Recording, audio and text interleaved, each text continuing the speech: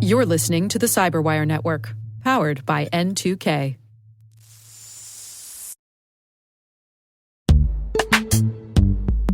Struggling to secure on-prem apps with modern identity? Don't worry, you're not alone.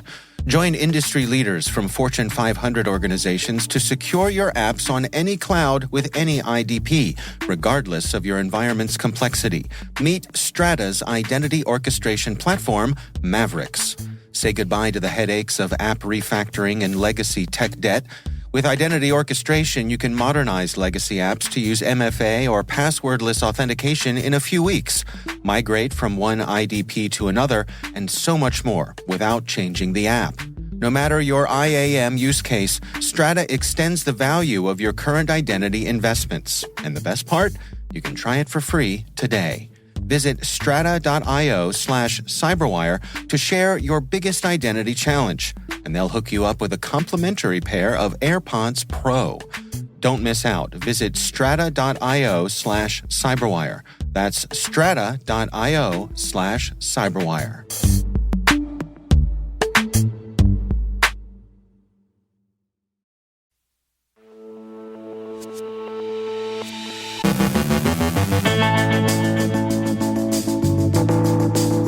LockBit drops files that may or may not be from the Federal Reserve.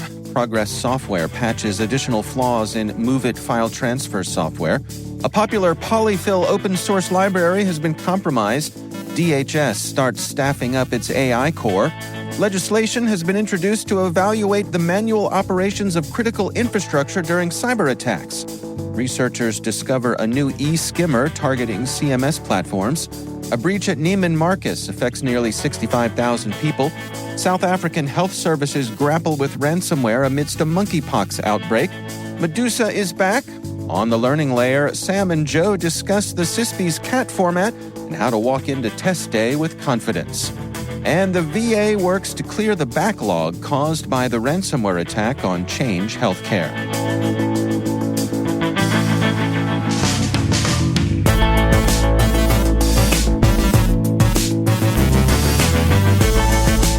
It's Wednesday, June 26, 2024. I'm Dave Bittner, and this is your CyberWire Intel Briefing.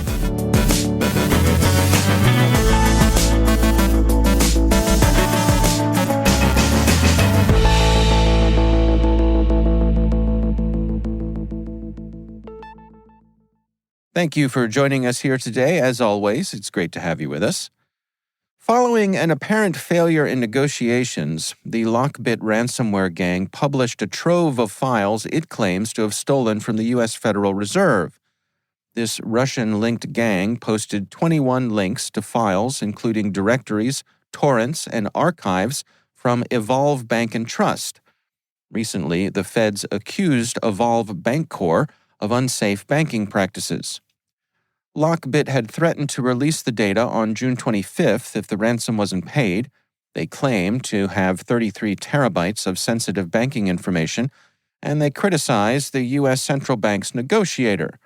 Cybersecurity experts doubt LockBit's claims, suggesting the gang seeks attention after Operation Kronos damaged its reputation. The release of Evolve's files supports this skepticism. This month, the Federal Reserve Board issued a cease and desist order to Evolve Bank and Trust for deficiencies in anti-money laundering, risk management, and consumer compliance. The Federal Reserve hasn't addressed LockBit's claims, but some data may have been collected during their investigations. Evolve, based in Memphis, Tennessee, serves individuals and small businesses in at least 17 states and reported $1.3 billion in assets in 2022. Known for partnerships with fintech platforms like MasterCard and Visa, Evolve is investigating the breach and cooperating with law enforcement. The bank plans to provide more information as it confirms the details. Progress Software has issued a security alert about 2 new vulnerabilities in its MOVEit file transfer software. The first is a critical authentication bypass issue in MOVEit Gateway, and the second is a high-severity bypass flaw in MOVEit Transfer's SFTP service. Progress has released patches and advises immediate upgrades to the latest versions. Testing by Rapid7 confirmed the vulnerabilities in default configurations, highlighting risks if attackers know a username, after which the account can authenticate remotely and the SFTP service is exposed. Over 1,000 public-facing MOVEit transfer servers are mainly in the U.S., and hackers are already exploiting these vulnerabilities. Previous similar vulnerabilities have led to widespread exploitation, including by the Clop ransomware gang. Polyfil software is a JavaScript library that enables old browsers to support modern web features by providing necessary code implementations. Researchers now say polyfil.js, a widely used open-source library, has been compromised. Over 100,000 sites, including JSTOR, Intuit, and the World Economic Forum, embed polyfil.js using cdn.polyfil.io. In February, a Chinese company acquired the domain and GitHub account, subsequently injecting malware into mobile devices via these sites. Complaints on GitHub were quickly removed. The malware, decoded by Sansec, redirects mobile users to a fake sports betting site using a domain mimicking Google Analytics. It targets specific mobile devices at certain times, avoids admin users, and delays execution when web analytics are detected. The original author advises against using Polyfil, as modern browsers no longer need it. Trustworthy alternatives are available from Fastly and Cloudflare. The Department of Homeland Security has hired its first 10 members for its new 50-person AI Corps, aiming to leverage artificial intelligence across its operations. The team will focus on areas such as countering fentanyl trafficking, combating online child sexual exploitation, and enhancing cybersecurity. DHS Secretary Alejandro Mayorkas highlighted the significant interest in this initiative, which aims to safely and responsibly deploy AI within the federal government. The initial hires come from diverse backgrounds, including government, big tech, startups, and research communities. Mayorkas noted the stiff competition for these roles, with over 3,000 applications, facilitated by new flexible hiring practices for AI jobs. Bipartisan legislation has been introduced in the U.S. House to create a public report for evaluating the manual operations of critical infrastructure during cyber attacks. The bill, led by Congressman Dan Crenshaw and Representative Seth Magaziner, aims to address rising cyber threats from nations like China, Russia, Iran, and North Korea. The Contingency Plan for Critical Infrastructure Act requires the Cybersecurity and Infrastructure Security Agency and FEMA to assess how critical infrastructure can transition to manual operation during cyber incidents and evaluate current response plans. This includes examining costs, challenges, and policy recommendations to ensure continuous operation. The bill underscores the need for private sector involvement in protecting vital systems such as water, energy, transportation, and communications. Researchers at Sucuri discovered a new e-skimmer, the Caesar Cipher skimmer, targeting e-stores using CMS platforms like WordPress, Magento, and OpenCart. This skimmer modifies the WooCommerce checkout PHP page to steal credit card data, using tactics such as mimicking Google Analytics and obfuscating code. The skimmer uses a Caesar cipher to conceal its payload by encoding the domain hosting the malicious code. Attackers registered domains with slight misspellings to evade detection.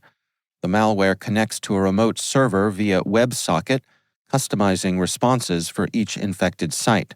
Some scripts check for logged-in WordPress users.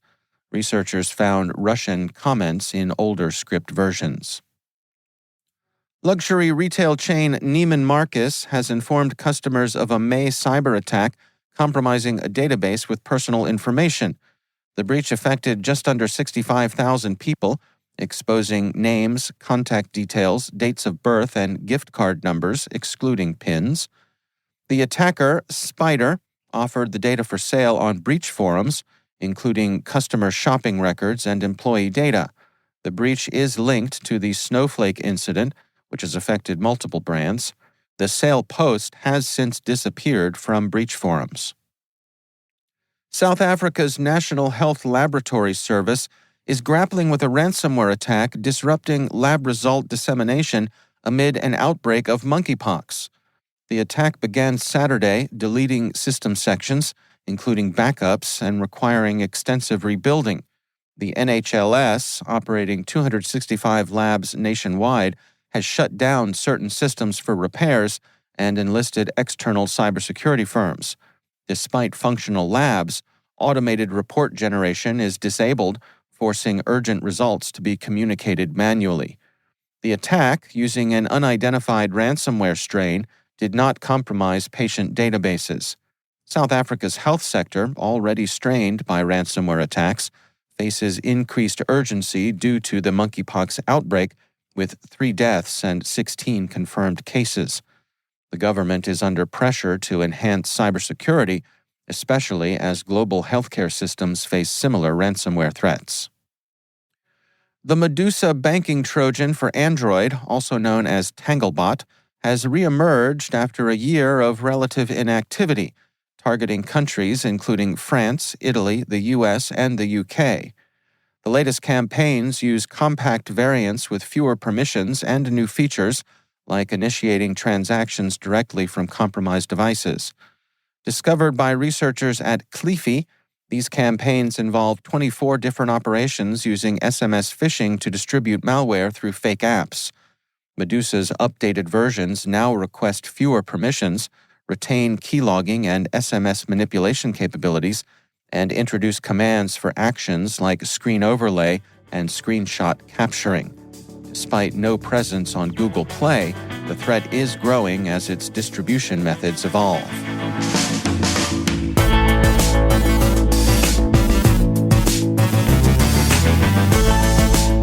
Coming up after the break on our Learning Layers segment, Sam Meisenberg and Joe Kerrigan continue their discussion of Joe's ISC2 CISSP certification journey.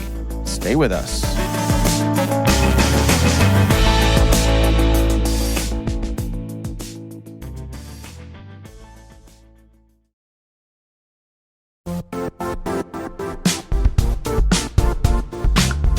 When it comes to ensuring your company has top-notch security practices, things can get complicated fast. Vanta automates compliance for SOC 2, ISO 27001, HIPAA, and more, saving you time and money. With Vanta, you can streamline security reviews by automating questionnaires and demonstrating your security posture with a customer-facing Trust Center.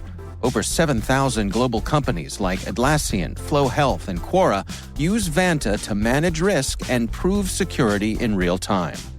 Our listeners can claim a special offer of $1,000 off Vanta at vanta.com/cyber. That's VANTA.com/cyber for $1,000 off Vanta.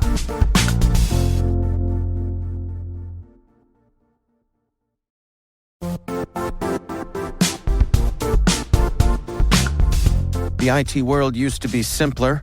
You only had to secure and manage environments that you controlled. Then came new technologies and new ways to work. Now, employees, apps, and networks are everywhere.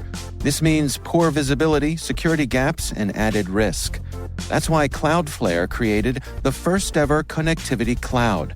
Visit cloudflare.com to protect your business everywhere you do business.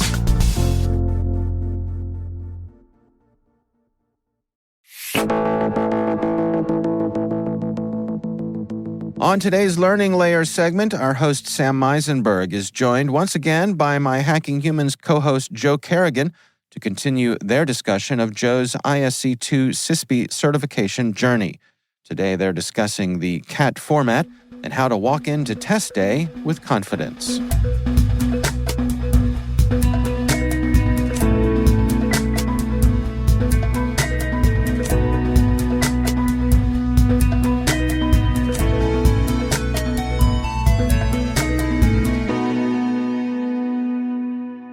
Welcome back to the Learning Layer segment. Today, we're continuing our conversation with Joe Kerrigan as he gets ready for his CISSP. And this is a special one because we keep saying, I think last time we said you're in the home stretch, Joe. Yes. But you're in the home stretch. This is real. This is like right before you cross the finish line. That's right. So this is where you're sprinting. Right. So let's start with I was about to say elephant in the room. That's the cat in the room, which is this test is going to be different than other tests that you've taken. On an adaptive test, you can't go backwards. Right. Because this actually makes sense. It needs to adapt to you in real time, depending on if you get the question right or wrong. Right. So it's scoring you in real time. Mm-hmm. And therefore, since you chose it and you moved on, you can't go back and change your answer. So what does adaptive mean? Like, what's happening behind the scenes? Well, basically, so let's just pretend we're on question 1, right? We're on question number 1. If you get that question right, the cat engine behind the scenes is saying, oh, Joe got this question right, so I'm going to feed him a question that's slightly harder. You get that one wrong. Oh, it's going to feed you a question that's slightly easier. That's what we mean by adaptive. So that's it. That's the whole thing. That's what's happening behind the scenes. If you were to open the hood of a cat, how it basically works is it's trying to get you to a point where you get every other question wrong. So it's trying to get you, the average test taker, to basically where you're hovering or straddling something called the passing threshold. So basically what's happening is it's saying at the end of this test, the minimum, how many questions, Joe, is a minimum on the test? 100. 100. Right. At question 100, is Joe completely above this passing threshold? And if you're above, you pass. Mm-hmm. If you are below at question 100, you fail. If you're straddling the line, what happens next, Joe? You get more questions. You get more questions. Up to how many?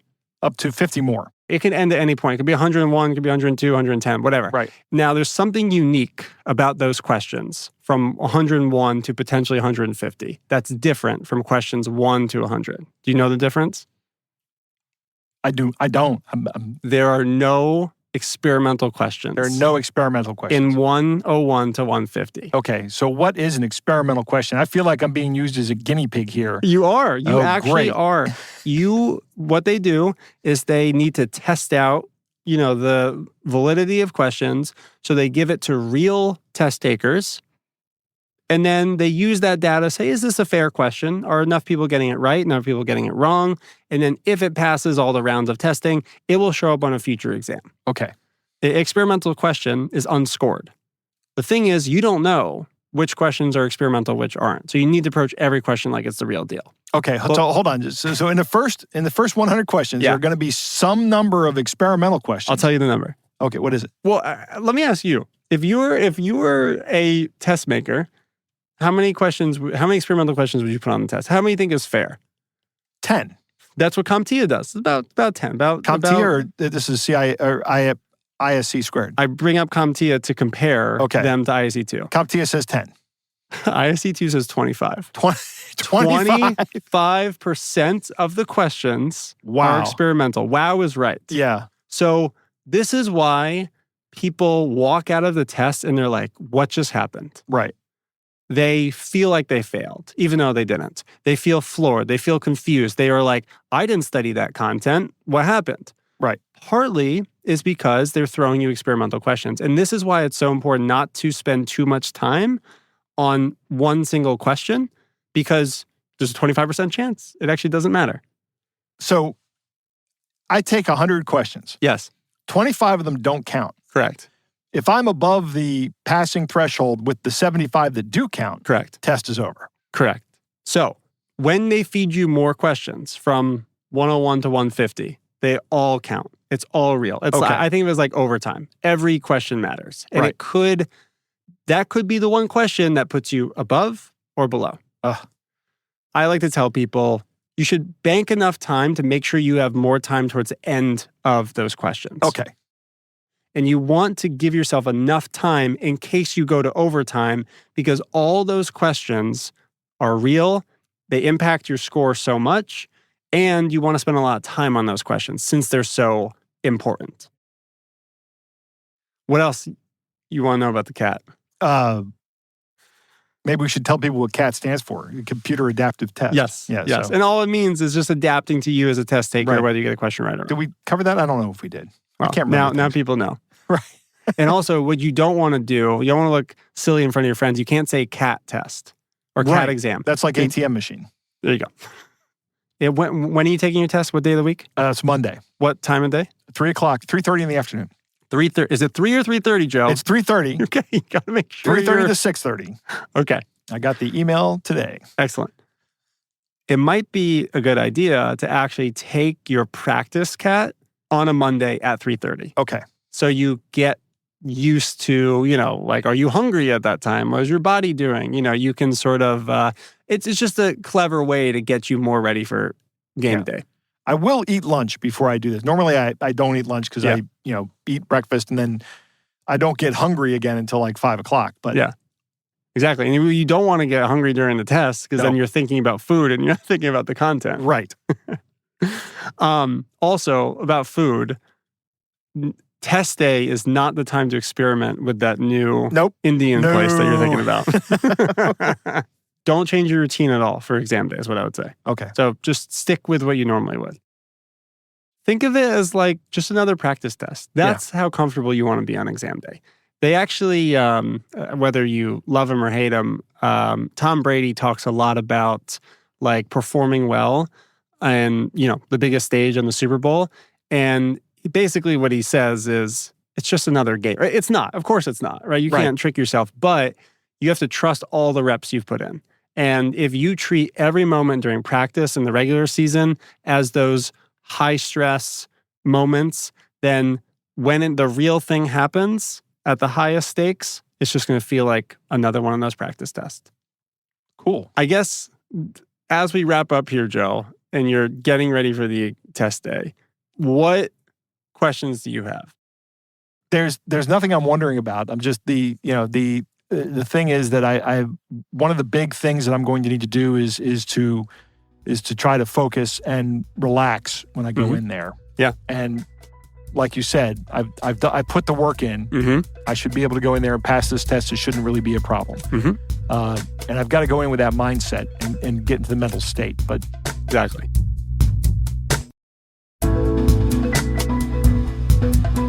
So Joe, I am a betting man. I'm putting all my money on you. I know you're going to do it. Next time we talk, you will be you have to go through the credential process, but you will be one step closer to being a CISSP. Okay. So good luck. I hope so. Thank you.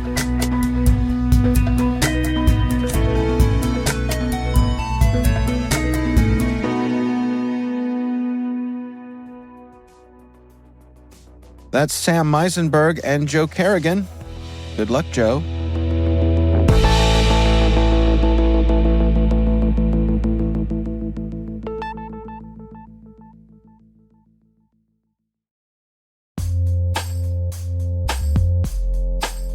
Enterprises today are using hundreds of SaaS apps. Are you reaping their productivity and innovation benefits, or are you lost in the sprawl? Enter Savvy Security. They help you surface every SaaS app, identity, and risk, so you can shine a light on shadow IT and risky identities. Savvy monitors your entire SaaS attack surface to help you efficiently eliminate toxic risk combinations and prevent attacks. So go on, get savvy about SaaS and harness the productivity benefits.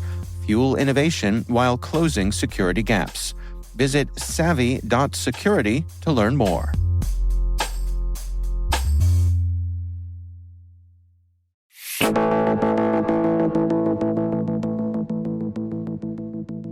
And finally, 4 months after a devastating ransomware attack on Change Healthcare, which handles prescription processing and community provider payments for the Department of Veteran Affairs, efforts to clear the backlog of payments to pharmacies and medical providers are ongoing. The February 21st cyber attack disrupted services at hospitals and clinics, including those under the Defense Department and the VA. Despite immediate disconnection from the affected networks and thorough system checks, the VA faced a significant backlog of claims and invoices for services and prescriptions. The attack caused delays in pharmacy services for some veterans and greatly impacted the companies managing the VA's network of community and non-network providers. This disruption led to over 1 million delayed pharmacy prescriptions and 6 million delayed invoices handled by Optum Public Sector Solutions and TriWest Healthcare Alliance. During a press conference, VA officials shared that the backlog of pharmacy prescriptions should be cleared by August, with payments completed by October 1st. They also aim to restore claims processing payments by July and regularize direct VA provider payments by February. Despite these challenges, officials reassured that patient care remains unaffected. Some providers have struggled due to delayed payments, but VA Secretary Dennis McDonough emphasized that the department prioritized payments to non-network providers, ensuring continuity of care. While the breach exposed some VA data, the full extent remains unclear, as Change Healthcare has not provided detailed information. Cyber attacks on the U.S. healthcare industry have increased significantly, with the Department of Health and Human Services noting a 256% rise over the past 5 years. In response, the VA has enhanced its IT security measures and continuous training for employees to prevent future attacks. It's frustrating to see our military veterans who have sacrificed so much caught up in the middle of this cyber attack.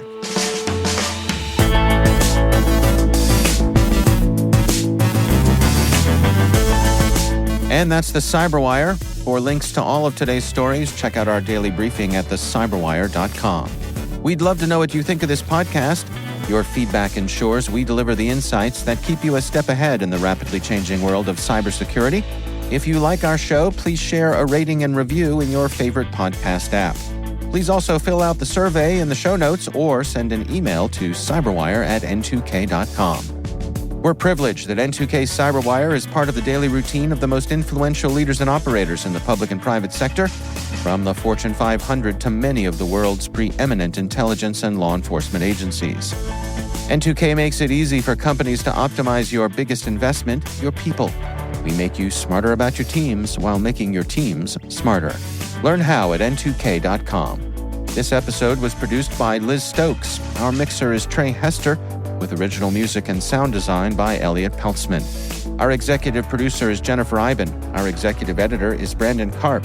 Simone Petrella is our president, Peter Kilpie is our publisher, and I'm Dave Bittner.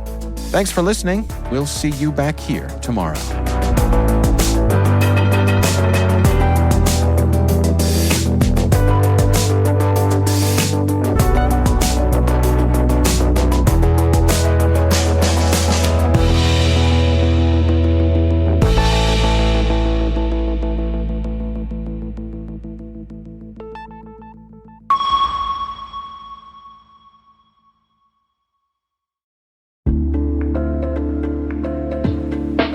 Attention all security professionals. Want real-time IP intelligence at your fingertips? Sign up for Scout Insight's free trial today. Get immediate insights into threats, search any IP with no training required, and enjoy intuitive graphical results. Whether you need to identify compromised hosts or enrich Splunk queries, Scout Insight has you covered. Don't wait. Accelerate your threat response now. Visit teamcumry.com/cyberwire to start your free trial.